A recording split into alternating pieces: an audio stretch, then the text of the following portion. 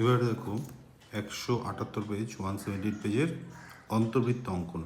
এটা ছিল পরিবৃত্ত, এখন অন্তর্বৃত্ত অঙ্কন 178 পেজ। তো মাপটা দেওয়া আছে, একটা ত্রিভুজ আঁকতে হবে ফার্স্টে। ত্রিভুজের মাপ হচ্ছে 7 সেমি, 6 সেমি, 5.5 সেমি, তিনটা মাপ দিয়ে ত্রিভুজ আঁকে তার অন্তর্বৃত্ত মানে এবার ভেতরের বৃত্ত আঁকতে হবে। তো আগেটা ছিল পরিবৃত্ত, মানে ত্রিভুজটার বাইরে দিয়ে বৃত্ত আঁকানো ছিল। এবার যে ত্রিভুজটা আঁকানো হবে তার ভেতরে হবে বৃত্তটা, তার জন্য অন্তর্বৃত্ত বলা হয়। হ্যাঁ, খুব সোজা, প্র্যাকটিস করলেই পারবে। দেখো, প্রথম হচ্ছে 7 সেমি একটা দাগ দাও, 7 সেমি দাগ দিয়ে দিলে। তারপর একটা 6 সেমি দাগ দাও, এখান থেকে ঠিক এই পর্যন্ত 6 সেমি একটা দাগ দিলে। তারপর এখান থেকে 5.5 সেমি একটা দাগ দাও, এখান থেকে তুমি একটা 5.5 সেমি দাগ দিয়ে দিলে। তাহলে তিনটা মাপ, প্রথমে 7 সেমি, 6 সেমি এবং 5.5 সেমি, তিনটা দাগ দিলে। যেটা দিয়ে তোমাকে আঁকতে হবে কি, একটি ত্রিভুজ আঁকে। তো ত্রিভুজ আঁকার জন্য নিচে যে কোনো মাপের একটা সরলরেখা আঁকবো। সেই সরলরেখাটায় যে তোমার ইচ্ছে মতো তুমি যে কোনো বাহুটাকেই কাটতে পারো। তোমার বড় বাহুটাকে নিচে দিলে সুন্দর লাগে, তাই 7 সেমিটাকে মেপে আমরা এইখানে বসিয়ে নিচে 7 সেমিটাকে কেটে নিলাম। তারপর 5.5 সেমিটা সমান করলাম, করে আমরা কী করলাম, এই কোণায় বসালাম, বসায় 5.5 সেমি কেটে নিলাম। তারপর এই কোণায় বসে এখান থেকে 6 সেমিটা সমান করলাম, 6 সেমি সমান করে সেটা আমরা এইখানে যে 7 সেমি কাটা ছিল ওখানে বসিয়ে কেটে নিলাম। এবার এগুলো জোড়া যুক্ত করলে যেটা পাওয়া যাবে সেটাই হবে সেই ত্রিভুজ যেটা আমাদেরকে শুরুতে আঁকতে বলা হলো। তাহলে 7 সেমি, 6 সেমি আর 5.5 সেমি দিয়ে আমরা ত্রিভুজ এঁকে ফেললাম। ঠিক আছে, এইবার এই ত্রিভুজটার ভেতরে একটা বৃত্ত আঁকতে হবে, যে বলা হয় অন্তর্বৃত্ত। আঁকার নিয়ম কি? আঁকার নিয়ম হচ্ছে, এবার তোমাকে কোণায় বসাতে হবে, বসিয়ে ফাঁকাটা যে কোনো মাপের, ছোটো তোমার ইচ্ছে মতো একটা ফাঁকা নিতে হবে, নিয়ে সেটা একটা গোল দিয়ে দিতে হবে। কোনো মাপ নেই, যে কোনো মাপের একটা ফাঁকা দিয়ে গোল দিতে হবে। দেওয়ার পর ওখান থেকে কম্পাস উঠবে, উঠে গোলটা যেখানে নিচে লাগলো ওখানে বসাতে হবে। বসিয়ে তুমি আবার ইচ্ছা করলে ছোটো বড়ো করতে পারো, ওভাবে রাখতে পারো। তো ভিতরে করলে একটু বাজে লাগে, তাই আমরা একটু বড় করে ইচ্ছা করে বাইরে আঁকাই, যেন সুন্দর পরিষ্কার হয়। তো এখানে বসাবো, কোনো মাপ নেই, কোনো মাপ ছাড়াই আমরা এখানে বসাবো, বসায় বাইরে একটা গোল লাগাবো। সেই গোলটা ছোটো বড়ো না করে এখান থেকে উঠাবো, উঠায় এইখানে উপরে গোলে বসাবো। বসায়ও কিন্তু সেমভাবে আমরা বাইরে কাটবো। কাটার পর সঙ্গে সঙ্গে একটা ছেদবিন্দু পাবো, সেই ছেদবিন্দুকে স্পট করে নেব। স্পট করে স্কেল দিয়ে আমরা সেই কোণায় সেই ছেদবিন্দুটাকে স্কেল দিয়ে কোণায় জোড়া দেবো। আমরা এখান থেকে স্কেল দিয়ে কোণায় জোড়া দিলাম, তো ছেদবিন্দু কোণায় জোড়া দিলাম। একই কাজ এই কোণাতে করতে হবে। আবার তোমাকে কম্পাসটা যে কোনো মাপের ছোটো করে নিলে, একটু ছোটো করে নিয়ে যে কোনো মাপের এখানে বসে একটা গোল দিলাম। সেই গোলটাতেই এবার যে গোলটা যেখানে লাগবে ওখানে বসাতে হবে।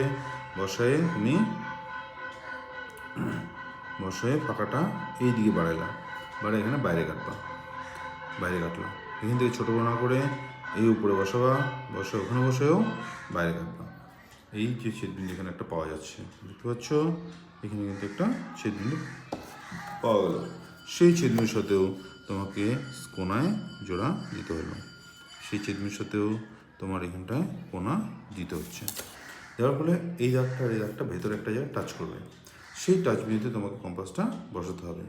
বসিয়ে ফাঁকাটা একটু ছোটো করে নিচের দাগের চেয়ে ছেদবিন্দুতে বসানোর পরে ফাঁকাটা তোমাকে নিতে হবে, নিচে যে দাগটা আছে তার থেকে একটু বড় ফাঁকা নিতে হবে। তাহলে দেখে নাও, ফাঁকাটা নিতে হবে নিচের দাগের চেয়ে একটু বড়, কোনো মাপ নেই, নিচে যে দাগটা আছে তার চেয়ে একটু বড় ফাঁকা নিতে হবে। নিয়ে ঘোরালে পরে এইদিকে এক জায়গায় নিচে দাগে কাটবে, ওইদিকে যেন আরেক জায়গায় কাটবে।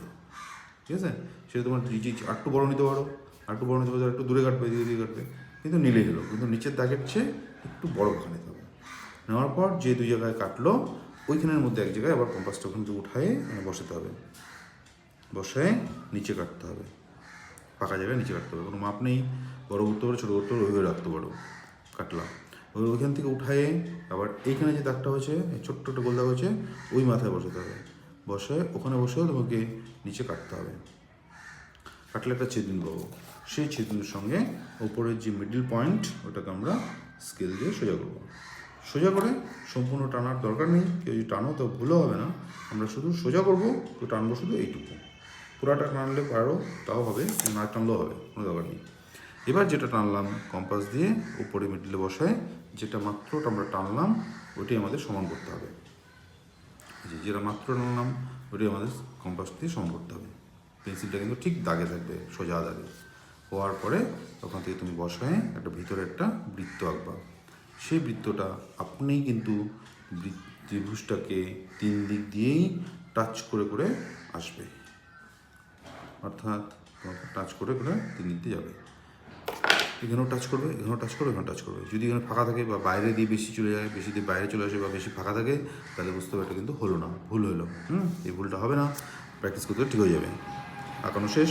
এবার তুমি নাম দিবা A B C D E F G H I J, এখানে হচ্ছে কে, এটা এল, এটা এম, এরকম নাম দিয়ে দাও। তারপর ছবিটা তুমি কী আঁকছো বলো তো? অন্তর্বৃত্ত। এবং যে ব্যাসার্ধ তুমি ইউজ করছো তাকে বলা হয় অন্তঃব্যাসার্ধ।